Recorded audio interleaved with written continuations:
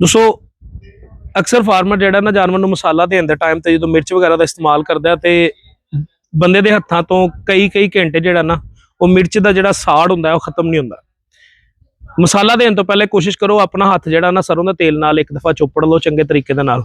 उस तो बाद जानवर नूं मसाला दिओ और मसाला हमेशा कोशिश करनी है कभी भी वड्डे वड्डे पुड़े नहीं देने जानवर नूं। जानवर दा मूँह दा साइज जिन्ना मर्जी वड्डा होए, पुड़े कोशिश करनी है छोटा देना है। देन लगे जी मसाला, सब्ज़ मसाला, चूँकि मैं सारे फार्मर नूं पता है कि जानवर नूं ये देन च बड़ा खुश रहना वा। यह मसाला आ गया साडा जी, असीं एक मुट्ठी ऐड कर लिया, इन्हें शवार म्यार पैक कर लिया ताकि इहदा साइज छोटा रहे।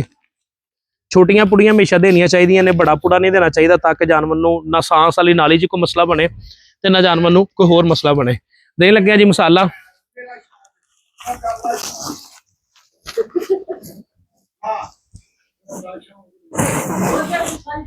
कोशिश करो अपने जानवर नूं अजकल चूंकि तुहाडे कोल बरसीम स्टाला इस तरह दी चीज़ां यूज हो रही ने फार्म ते, सब्ज़ मसाला जिहड़ा है जानवर नूं रूटीन दे नाल दिओ ताकि जानवर जिहड़ा ना अंदरों हैल्दी रहे। अगर जानवर अंदरों हैल्दी रहेगा तो तुहाडे कोल फार्म ते मसाइल घट आ जाएंगे।